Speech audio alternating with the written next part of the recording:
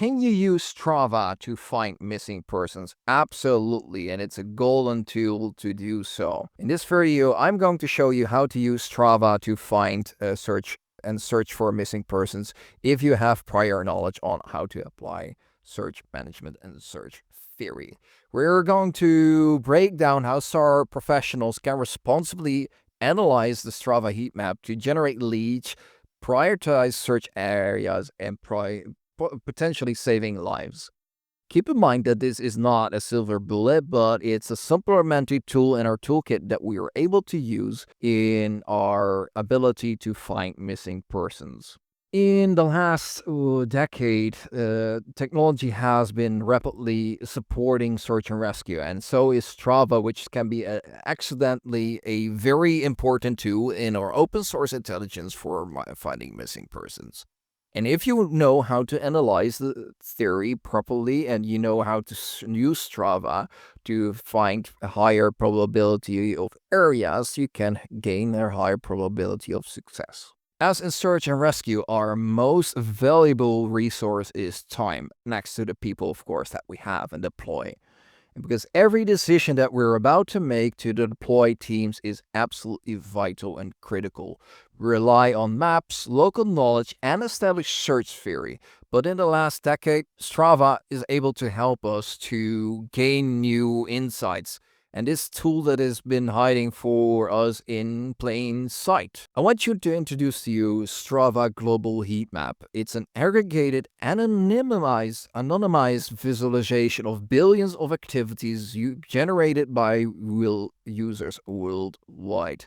It's not just a map of roads and trails, it's a map of human behavior. And if you have taken a course with us on search and rescue initial actions or lost person behavior, you will understand how important this is. So firstly, I want you to get a little bit acquainted with the tool. If you have not seen the prior video of this, I want you to take a good look at it. And with that, I also want to put in a disclaimer. If you have not had prior recognized certification before attending this mini webinar and video on Strava to implement OSINT for finding your missing persons in wilderness environments, I highly recommend you to do so, because this guidance is intended for search and rescue professionals and professional volunteers that are involved in search and rescue. I want to highly advise you and disclaim you to not use this information without receiving the proper information and training in search management, incident command, search and rescue initial actions, or possessing a really in-depth knowledge on lost person behavior without formal studies. If you do not have this, click away from this video, go to our website w.emhance.com, and please follow these courses. Do not advise search teams without appropriately advised certifications and this foundational knowledge, as applying the information present in this video not responsibly, it will wrongly cause ineffective search efforts and will cause the loss of life and destruction of vital evidence. With that out of the way, let's get started. So I want you to understand the core principles of what we're actually seeing here with Strava. It is, again, an anonymized visualization of billions of users' activities uploaded by people worldwide. So Strava is a bit like a social media for doing awesome activities and just like to show off what people are capable. There are 3 principles you need to start before we get to starting this. You don't need a premium account to work with Strava heat maps, which is absolutely brilliant. If we can save money, it is search and rescue to find missing persons. Brilliant. Thank you, Strava, for doing that. The main core principles that I want you to see is the amount of people that are traveling through a particular area. So the white that you can see, the brighter lines means more traffic. Faint lines like these means less traffic. No lines, like this area, means little to no recorded traffic by Strava users. Keep that in mind. This is this is only used by people and generated at people we are on the map over here. Then I want you to understand that some areas generated by this are caused by GPS. So people put on their GPS, and that's what generates the data, which then gets shared to Strava. So if you, for example, see some straight line somewhere, which is might be leading off for some particular reason that just randomly goes up a mountain, that can either be a climber, or two, that can be a somebody the GPS was having trouble and therefore not leading to the direction where we might have been. So there is false data that might be in the data that's going up here. If you look at the white lines, these show us the most popular routes. Yeah, what we'll see is the faint lines where is the real intelligence for us as search and rescue where it lies. And then we have something which we have filters. The ability of Strava to filter us for different sports or abilities where people might have been going include our water-based activities, which is for us really important. For example, we are now looking at a mountainous terrain, but if I start moving to our friends over in Greece, let's say in Spain, and we go start zooming in. Let's see if we can find some areas where people like to swim. And we go and select an area for water sports. There you go. Look at that. So water sports are an important thing as well. Because, for example, if we know that our missing person is a swimmer and he likes to swim, we know that there may be a mountain lake somewhere or something like this. We can actually see that people might be inclined to swim in some particular areas, which is vital information for us to keep into account or keep in mind. We can select by different foot sports. For example, if we select the foot sports, we get our heat maps regarding those sports. If we start looking at all cycle sports, we're going to get a different type of mapping of our possible lost and missing person behavior profile. Very important. Use your activity type as your most important filter. Next, I want you to need to know that we have segments that are either top 10, starred, or verified or created. But you can also delegate by surface type. They're either paved and unpaved. You can also choose by the evaluation, flat, hilly terrain, or climbing, which can also help you to get a more in-depth perspective of the person you are looking for based on historical data that Strava is showing to you. Now we need to know that we can filter by the most likely set for which person we're looking for. For example, we're now looking at mountainous terrain, so let's look for all hiking and foot sports. We can start selecting, for example, by trail running. Which areas are more prone for trail runners to use? Because trail runners will behave very differently and have usually very different equipment with them than somebody who is hiking. Okay? Important. A thing to absolutely take into account while helping you to spot more faint lines and get a little bit of an idea how people have been behaving. Because sometimes, for some reason, the map makes it harder for you to see where lost persons, where people's behavior within the terrain have been showing. Is I want you to see, zoom in a little. Because then it gives a little bit of more of an idea where people have been taking routes or taking off from of what they have might been of interest. For example, you can see this trail over here. It means that somebody has deviated from the normal path of this section, which is, of course, again, highly important intelligence for us to use. So what we can do, because sometimes it doesn't show up properly, so we can switch between the map lines. For example, the map with the white, it would show different trails that can be out there. And we can switch, for example, to a darker mode, which I prefer because I can see the nice elevation lines on the map right there. So it gives me an indication how high the area is, in addition to the 3D map that Strava provides us with. So the contrasting, which allows us to use this in a high probability, and we can use the maps to give a more standard way or either what you prefer as a search manager.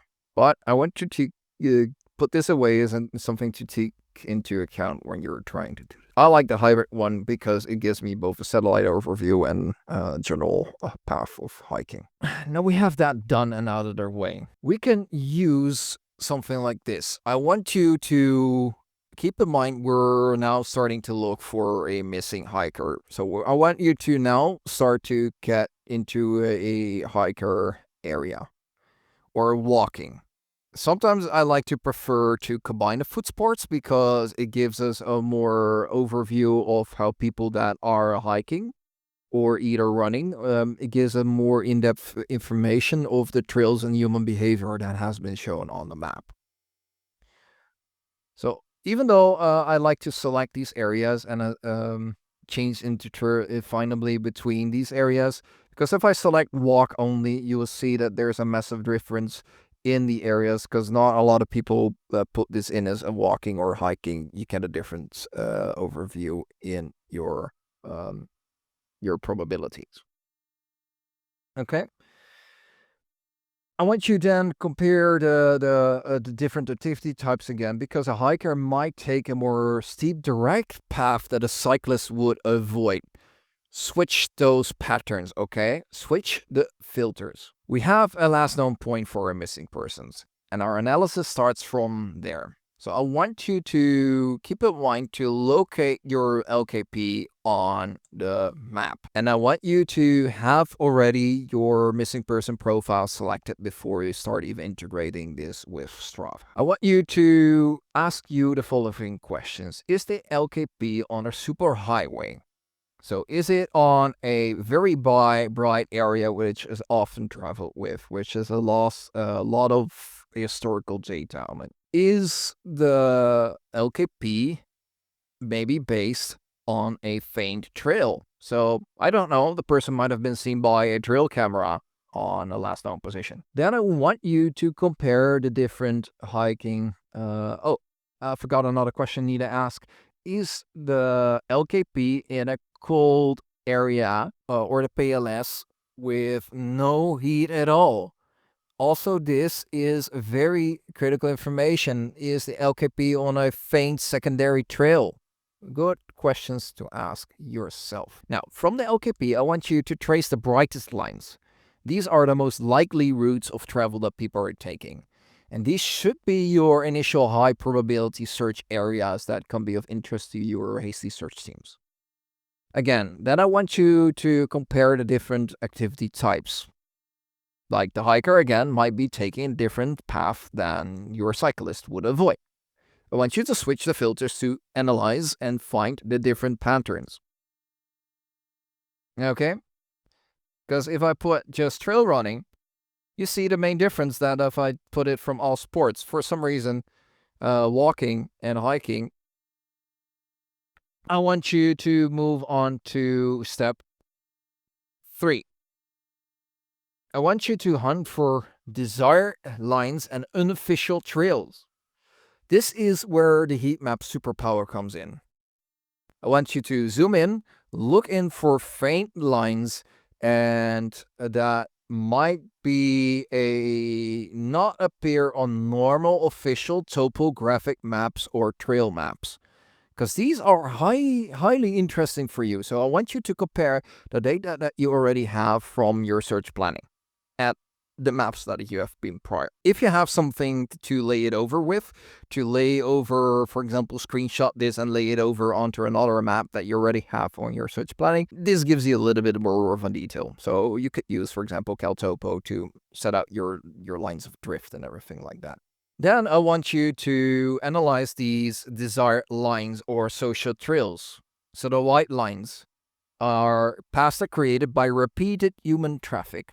They also can be shortcuts. They can be paths to a vantage point or a viewpoint, or they can be access to a water source. A lost person may stumble upon these and follow them, leading them away to official trails where they might have been, where searchers are looking. These are excellent locations to task field teams to investigate for clues, footprints, broken branches, dropped items, stuff like that. Then step 4, I want you to locate into decision points and possible terminations. Look for intersections. Where does a bright trail meet a faint trail for something like this? Okay, this is something that's off from the normal area. Then task people to possibly to send them to the area because they're excellent places to look for clues. And if a heat line suddenly ends like this, ask your question, why does it end like this? Because there are multiple reasons that will cause it. Is it a scenic overlook? It might be a potential resting spot. Does it include a technical area like a climb or something like that? Does it has a dense thicket? It also could be a high-risk area for your own searchers. So you might need to send technical teams and your most trained searchers to that specific line. Does this trail simply become less traveled? This also could be an indication to more difficult terrain or specific circumstances. Okay, now I want you to start integrating the heat maps with search theory. Now, I want you to understand that this is not a precise calculation, but it's a mental model. It forces you to justify why you are prioritizing a search area over another, using the heat maps as an additional data-driven historical layer in addition to your LPB planning. The heat map is not just used in a vacuum, but if we integrate this properly into established SAR principles, particularly the concept of probability of area, or POA, let me explain that very closely. The probability of area is a probability that the subject is in a specific segment in the overall search area. Initially, this is based on loss person behavior statistics and topography. The heat map then allows you to refine this, so we can introduce a heat map influence factor, which we call F lower dash heat map, to modify our initial assumptions. So the conceptual formula will go something like this. POA new is POA initial times a F heat map. Okay? So POA new is our updated, more informed probability of area. We then adjust to our area. Then a POA initial is our initial probability leading to or base of our basing starting models. Then if we apply the heat mapper as a multiplier, we can base that on the assigned heat signature. Keep in mind, I'm still working out how to use this. So if you have our search manager out that are thinking about this, let's go back and refine this and place a comment how you would implementing this, okay? Example values that can be used for a heat map. So a bright heat map, as we need to be studying on this, how we can implement this. So our fellow researchers in search and rescue and lost person theory need to confirm what I am doing here. So an example values that we have based on our lost person theory and our search areas and our probability of area can be a bright superhighway. So might be F heat map can be a 50% higher chance of a probability of area. Then we could have a faint mapping line like this, which can be might be a 1.2, 20% higher chance of a probability of area. Then we can have an area with a zero heat on our historical data, which is F heat map, might be 0.7%, which can be 30% lower chance than our normal probability of area. Again, this is not a precise calculation, but it's a mental model. It forces you to just systematically justify why you're prioritizing one area over another using the heat map as a data-driven layer. As a search manager, as somebody that is involved in search and rescue, I want you to make defendable decisions. If you're taking a course with us, that's what I'm always telling you. Make defendable decisions, because as a search and rescue professional or professional volunteer, it is just a matter of time before you end in court.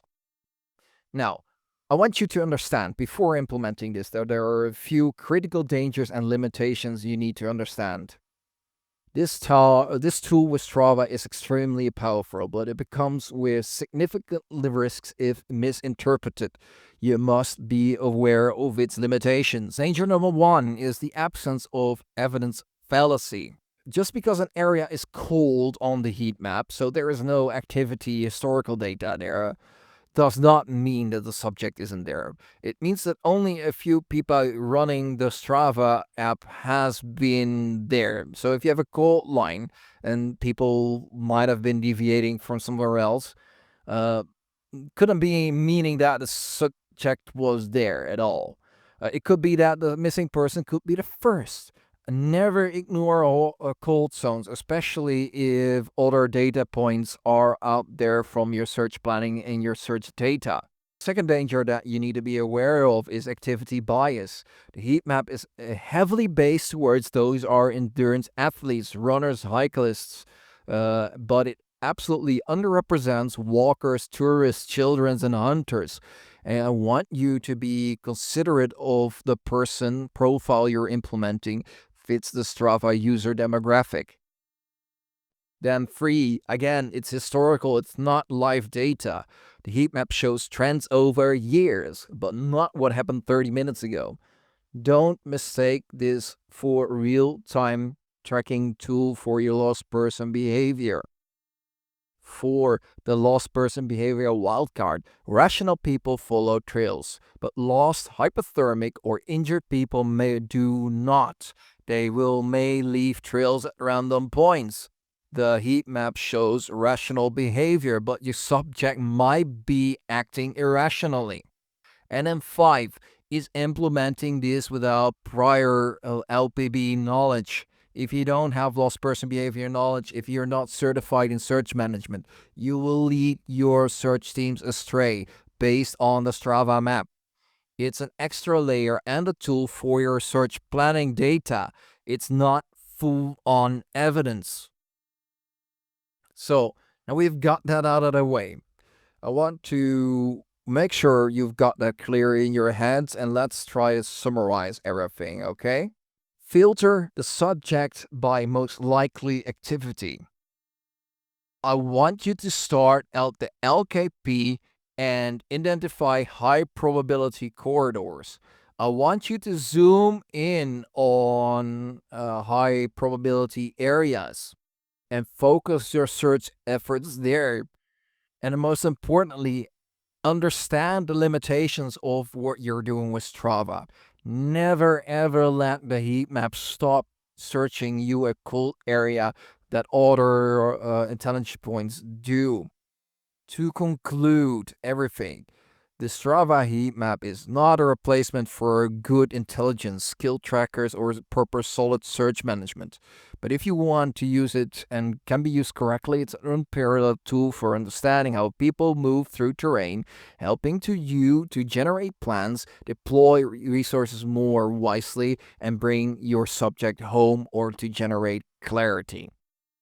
So I hope that this was extremely valuable. If you like what we're doing here with Emhance International Responder Development, with developing responders worldwide to be more resilient and to become resilient leaders and developing resilient organizations, then subscribe to what we're doing. Please purchase our courses, come to our courses, learn more so we can develop response capabilities worldwide in a better way.